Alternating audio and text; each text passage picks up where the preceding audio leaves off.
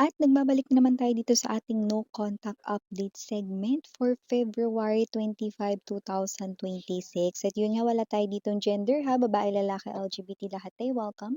Pwede rin pong i-switch ang mga roles dahil possible magpalit-palit yan kasi general reading ito, and at the end of the day, lahat ay may free will na free mong gamitin anytime, anywhere. At yun nga mga babes, wala rin po tayo rito no, na time period pero ang real-time energies ng ating kinukuha ngayon. So dito kung meron kayong curious na person na malaman no, kung siya ba ay may feelings for you or kung siya ba ay iniisip pa kayo or siya ba no ay may gagawin ritong actions or wala, yan ang ating aalamin no. So kung pwede kayo rito na isipin ng person ninyo no, i-pause nyo lang yung video tapos pwede nyo i-resume back pagtapos na kayo. That is also one way of setting your intentions right in here. At yun yung mga babes no. Okay, thank you so much sa ating Archangel Michael at sa ating mga army of guardian angels. We're going to take a look at the energies here of your person sa iyong isipan. Feel free, mga babes, na pick upin lang yung mga mensahe na nag-resonate para sa iyo.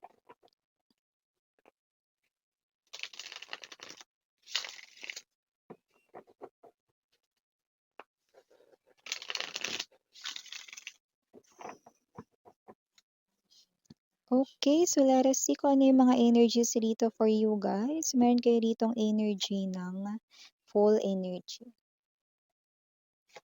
We also have here death energy, Two of Wands, Devil, Chariot. Ooh, major arcanas lining up right here. Ten of Coins.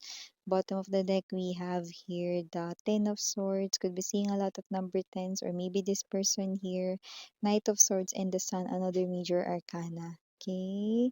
So, meron siya ritong sinisimulan at mukhang sinasabi ito sa'yo ni Universe ngayon. At kung ano man itong bagay na to, sweetheart, lumalabas rito, babe, no, na itong tao na to ay nagpapanggap na ibang tao para makausap ka lamang. Ngayon 'no, ano miss 'yan? Nagpapanggap na ibang tao. Oo, this is your ex right in here. Nagpapanggap siya ngayon na ibang tao. Puwedeng nagke-create ng bagong account, makikipagkaibigan sa'yo. Kasi mukhang hindi mo na 'to kinakausap at ayaw mo na. Nakausapin siya kaya magpapanggap siya rito na ibang tao, ayan 'no. Marami itong magiging excuses 'no, pero hindi niya 'yan iniisip ngayon 'no. Ito ay pagpaplano pa lang. Maaaring mag-create ng daming account or maaari ritong bumili ng bagong SIM card para magpanggap na ibang tao 'no, para lamang marinig muli ang boses mo or masilayan ka man lang dito. Like let's say, okey, maaaring kapagka kunwari naging mag-friends na kayo at mag-ask ka na i-open niya yung camera niya 'no, sa video call or what, marami siyang excuses like sasabihin niya na hindi okay yung camera niya or whatsoever 'no, pero yung sa'yo nakabukas na. Ang gusto niya lang ang makita ka or masilayan ka 'no. So this person right in here really wants to see you because this person here ay miss ka na niya sobra 'no, pero hindi siya puwedeng magpakilala, I mean sa'yo bilang iyong ex 'no, dahil for sure hindi mo daw siya kakausapin dito dahil para sa'yo tapos na kayong dalawa matagal na. Your partnership already ended long time ago. Pero your ex still hindi rito maka-move on sa'yo, yun 'no. So, kasi naman 'tong ex mo na 'to, yun lang. Yun lang 'no. Pero yun nga dahil nga very desperate ang kanyang movement dito, nakikita ko na medyo seryoso siya at nakikita ko rin dito 'no na para sa kanya 'no, I'm picking up that this person here hindi naman siya techie or hindi naman siya yung as in maraming alam sa social media pero, para sa kanya ay mas madali na mag-create ng bagong email address or mas madali mag-create ng bagong social media platform account kesa naman gumawa pa ako ng ibang bagay. So, parang may energy siya rito na, sisiw lang or parang petics lang sa kanya dito, easy lang yung paggawa ng new account dito. Kung ang kapalit naman nito ay the sun, magiging happy siya 'no, at magagawa niya rito yung target goal niya, which is to see you again, to see your face 'no, to view you again, and to hear your voice, pero hindi siya puwedeng magpakilala 'no, ng siya. Kasi 'pag ginawa niya yun, hindi mo siya rito i-a-accept, hindi mo i-a-accept ang kanyang friend request. Yung mga actions mo with the Knight of Swords energy, nakikita ko dito with the Ten of Swords 'no, ay magpoproseso dun sa mga bagay na nagawa niyang mali sa'yo. So, ibig sabihin hindi mo na siya kakausapin, iiwasan mo siya, i-a-avoid mo siya at gagawa ka rito ng paraan 'no, para hindi siya kausapin. So, kung sino man 'tong energy na 'to na puwedeng galit ka pa sa kanya o sadyang talagang kinalimutan mo na siya o wala na talaga siya ritong puwang, sa mundo mo ngayon. Kasi nakita ko umalis ka na rito, eh. Kasi may sinasabi ka rito na bakit miss yan, siya naman yung unang umalis sa connection namin dahil in-involve niya ako sa third party situation. Naku po! Kaya naman pala 'no, sumakabilang bahay 'to.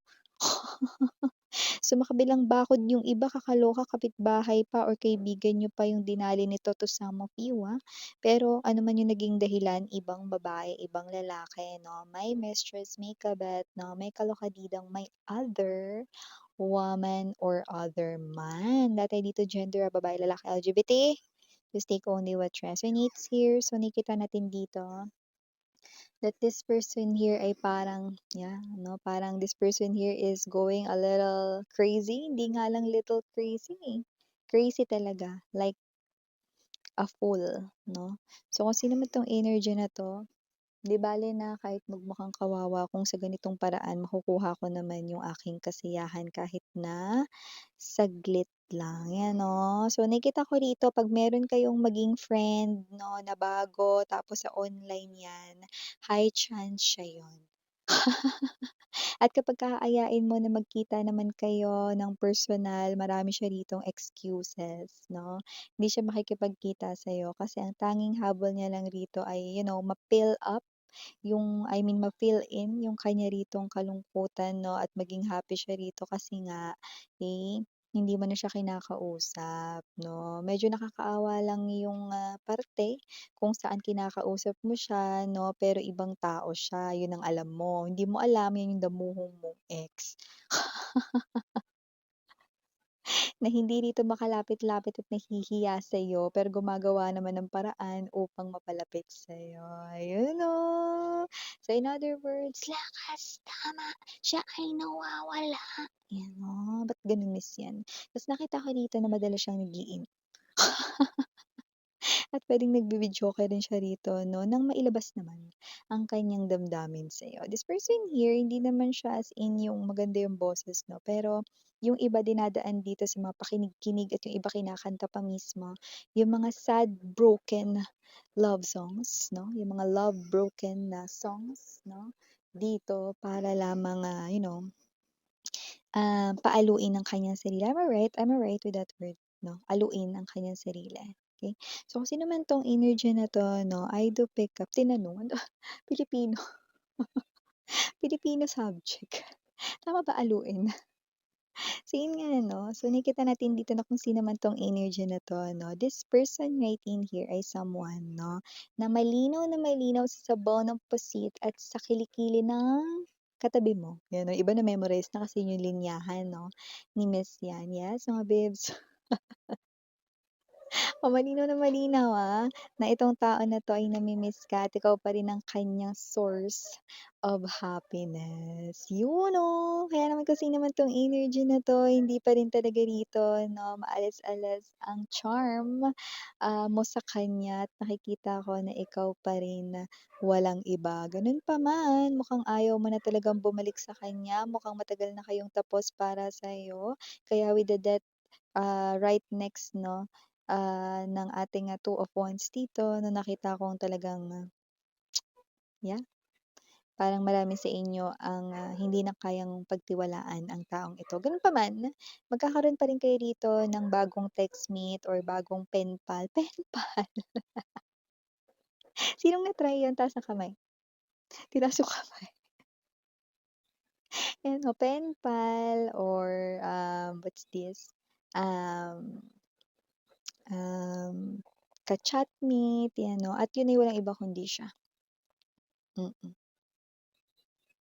Okay, so marami itong magiging excuses 'no, okay, especially pati dun sa voice, okay. May mga phones kasi na hindi kayang baguhin ng voice. So, possible na hindi niya ipaparinig sa'yo yung boses niya. "Ay, naka-open na yung camera ko," 'no, 'pag sinabi mong ganyan sa kanya. "Hindi kita naririnig mo ba ako?" Siya tina-type niya lang. Yung sinasabi niya, "Nagsasalita na ako, hindi mo ako naririnig." Gano'n. Pero yung totoo naririnig ka niya 'no. Siyempre 'pag narinig mo yung boses niya, pamilyar, 'di ba? Baka ibaba mo sabay unfriend. O yung iba wala ng unfriend sabay block, 'di ba? So yun ang kinatatakutan niya rito. Okay. So it looks like this is something here na hindi pa nangyayari kasi kasalukuyan pa siya ritong gumagawa ng kanya rito 'no, na new account 'no, at, nakikita ko dito na mas interesado siya dun kaysa naman dun sa isa 'no, na talagang account niya, wala ka naman dun, 'di ba? Hindi ka naman niya makausap dun.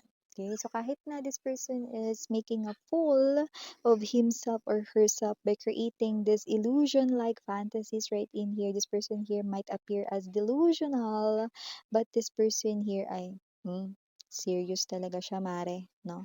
Serious talaga siya dito pare 'no, na iparating sa'yo 'no, na eto pa rin siya, humaling na humaling sa'yo. Hindi nga lang magawang makapagkilala dahil siguradong hindi mo na siya, kakausapin or papansinin pa. Yun, 'di ba? Ayun, sorry about that commercial mga babes, 'no? Balik tayo ulit sa ating pinag-uusapan dito. So, sino man 'tong energy na 'to na this person here, alam niya naman with the number 10s dito, 'no, na talagang tapos na kayong dalawa at posibleng tinuldukan mo na. Pero ano nga ba naman ang magagawa niya kung ikaw pa rin ang gusto niya? Tama naman, 'no? Kasi hindi mo naman puwede na magpalit na lang bigla ng gusto kung gustong-gusto mo talaga yung isang tao, 'di ba? At gano'n yung nararamdaman niya rito 'no. So in other words, huli man na siya rito 'no, or this person could be appearing here as too late, to come forward sa'yo. Eto siya at nagpapakita ng pagsusumamo, ayan oh. Bagay na bagay talaga dito yung kanta ni Eric Santos sa kanya. Ba't di mo pagbigyan ng pag-ibig niya, tapat naman ang puso ani? Let's rephrase it, 'yan 'no. Kasi hindi siya naging tapat rito sa'yo dati 'no, pero ngayon nagiging tapat siya sa kanyang nararamdaman, tignan mo? This person here is making a fool of himself or herself na pero siyempre hindi ko kayo masisisi 'no, dahil dito ang mga lumabas na mga energies, once a cheater is always a cheater para sa'yo. Kaya mahirap paniwalaan ang sinasabi ng tao na 'to kahit na nagiging seryoso pa siya sa kanya ritong mga kilos at galawan, pananalita sa'yo. Okay? So for the initials right in here, capital letter D, capital letter L, capital letter T, and capital letter B as in boy, capital letter S, capital letter K, and capital letter Q. For other letters might not be capital, we have here O. For O might be double letters ito na letter O. We also have here letter A, and dito rin ang letter H na small. We also have here letter P is small, victory V is small, and last but not the least, we have here letter M is small. Okay? For numbers, okay, maaaring makakita ng 10 or madalas na number 10 or pwedeng 10 repeating numbers. Okay? So just take only what resonates. 10 means ending because you are already starting new chapter or beginning something new in your life. And with the 10, okay, someone here no ay matagal na realize that ang ending ay matagal nang nangyari but still cannot really move on from you, especially feelings ay involved. So, mga mare, no? Sino man tong energy na to, no? Alam mo na, okay? Pag may nag-add sa'yo, no, siya na yun, okay? At yung push na push rito, nakausapin ka kahit na madalang kang mag-reply, siya na yun. Okay? So, eto na yung ex mo dito, gumagawa rito ng mga movement, no, at ginagamit niya ang social media or makabago or advanced technology nowadays. So, yeah, again, I'm your Yana, only for the girls saying Yana, do not for the boys. Harang, hey, love, and light, sweethearts. And